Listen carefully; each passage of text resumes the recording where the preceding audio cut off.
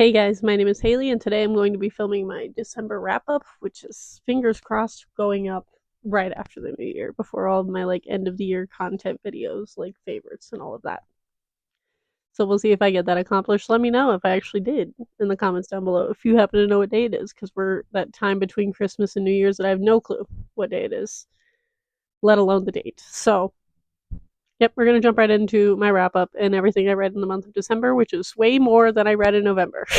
I will also preface that it is mostly nonfiction because that was all I was able to read for at least a month due to the horrors that is America. But the first one I read was The Undocumented Americans by Carla Corneo. Carla Corneo Villavicencio? If I pronounced that incorrectly, I'm sorry. But this was short. I listened to it on audio. Almost all of these nonfictions I listened to on audio. I will say that right now. And this is the story of exactly what it sounds like, undocumented Americans, mainly set in New York City.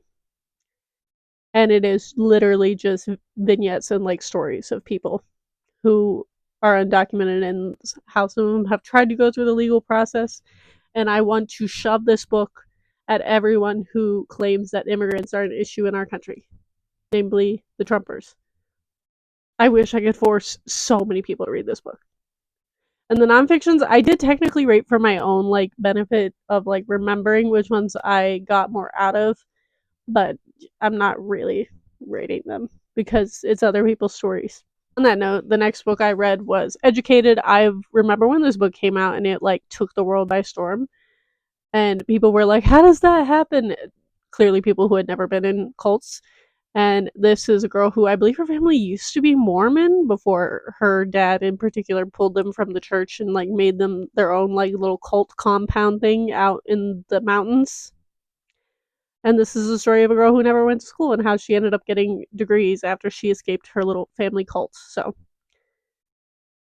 if you're interested in cults, read this. If you're just interested in how humans can overcome so much stuff and how messed up it is when families and or any individual tries to keep you from being educated, please read this. I love this. This definitely lived up to the hype of it. Even the years since it came out. I think it came out 8 years ago. Completely lived up to the hype that I always heard about it. Next up is I read Not That Bad by Roxane Gay. This is dispatches from rape culture. This is a bunch of people's stories who have dealt with different versions of sexual assault. This was hard to read. This book took me way longer than it should have, considering it's only 300 some pages, because some of these stories just made me turn off the audiobook and go do something else because it infuriated me. So I recommend if you're in the mental space for that. Next up was another one that took me so long to read. I've been reading this since the very beginning of November. I started to read it for reference right after the election happened, because I was like, I'm gonna read all of the BIPOC stories, which I have done, but also I picked this book is supposed to be dystopian. It is a world in which women are owned, in particular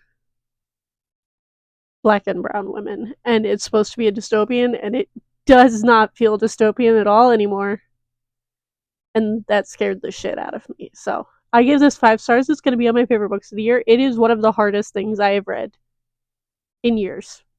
It was so infuriating to read.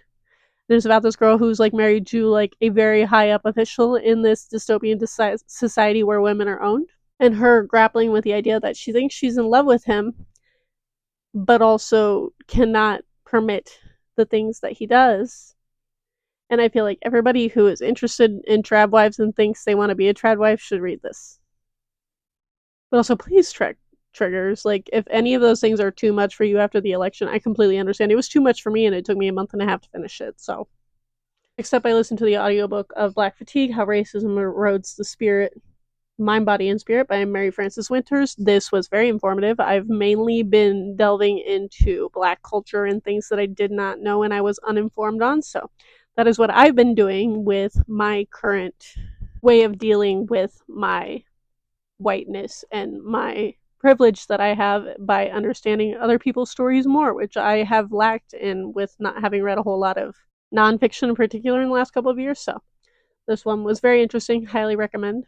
This one has set me on a whole adventure of buying up history books every time I see one, and that is Lies My Teacher Told Me by James W. Loewen. And this is literally like how American public schools in particular whitewash their stories and like don't tell the full history. So I've been going back since for the last like month or so. I've become addicted to like going to the Goodwill bins because everything is much cheaper there and books are like 50 cents and you could just dig through piles of books. And I've done that many times. And I in particular have been picking up a lot of history books. And if I see like history textbooks in particular, I pick them up and I'm going to compare and contrast them.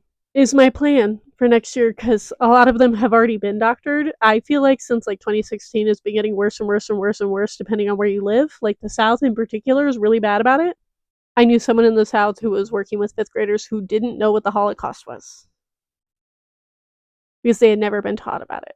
I was like, when I was in school, we literally, I swear to you, I learned about the Holocaust and World War II and Hitler for like 90% of my schooling anytime I had a history class, even as a young child. So I was horrified by that. So this has definitely opened my mind a lot, and I like my brain constantly goes back to some of the stories in this book about this professor who was trying to teach kids that there was so much they didn't learn in their schools and how terrifying that is for the future generations. And as a teacher, I hate it. Next up, I read The End of Policing by Alex V. Vital. This was very short. It was a short audiobook that I listened to while doing a bunch of like around the house tasks. I have always had, I wouldn't say always, but especially in the last couple of years, have grappled with the fact that I really do not like the idea of police. And I think a lot of our police are corrupt and they are really bad for society in general, especially in America. And this book deals with that topic. And I found it very informative and highly recommend if you want to delve into it. Next up was very close to my lived experience, and that is Push Out by the Criminalization of Black Girls in Schools by Monique W. Morris. As someone who is a daycare substitute, which means I go to many, many, many different daycares throughout the year, and have been at both the high-end daycares where like the parents are like pretty well off and the low end very very underfunded daycares. And as someone who has worked more so I would say at the underfunded ones because they are the ones who generally need our help, this really hit home of how our schools and like society in general deals with BIPOC children. And it was really really sad and really infuriating to read. Basically this entire wrap up is I was angry for the last month, just like coming face to face with a lot of like the statistics and reality of a lot of this stuff, and it's doing its job of like galvanizing me and wanting to get involved in fixing and changing this in any way that I can. And then after like a month and a half of me trying to read another fiction book, and the only one I was able to get through was The Blueprint, and that one was depressing. I listened to the audiobook of Lights Out because I had this on hold forever. I heard everybody and their mother say that I needed to listen to the audio if I was going to read it at all, so I did, and it was hilarious. I loved it. I gave it 4 stars. I have not been in a dark romance mood at all for the last like probably 6 months, but especially in the last 2 months or so, and I found this really fun. It was really fun. The audiobook narrators are excellent. I agree that if you're going to read it, please listen to the audiobook. And then I read 2 fun little novellas on Christmas. I found Christmas Lights Slithering Up My Street by Ben Farthing. I read his book earlier this year of I Found Puppets Living Inside My Walls. They're weird little horror books. This one was about killer Christmas lights, like a strand of Christmas lights that is trying to take over their town. It was fun.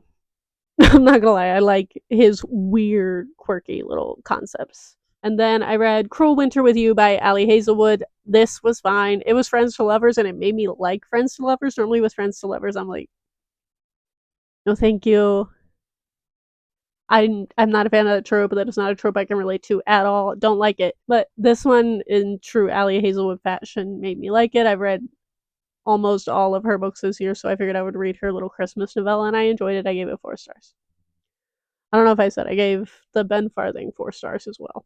Then yesterday, before I decided to give up on reading for the year, because I'm filming this on December 31st, and Goodreads has decided that we're just done according to their layout of their app. But I read the Little Things LGBTQIA plus an illustrated introduction, and this is literally just like breaking down in the simplest terms what each identity is. And I found it super informative, and I would definitely recommend this to somebody if you're trying to explain to someone some of the things and they truly don't understand and you don't have the words to explain it. This is a great little introduction for it. And I think the cover is adorable. So I really enjoyed this. And that is my wrap up for December 2024. That is all I read for the years. I'm at 158 books for the year. I'm planning on filming my favorites of the year, and as well as like book superlatives. It's probably going to be my next video after this one before my favorites, because I found a creator on here who found one herself. I don't think she came up with it, somebody else did, but I thought that one sounded fun. So I'm going to do a superlatives and then a favorites of the year and then all of those type of videos in January.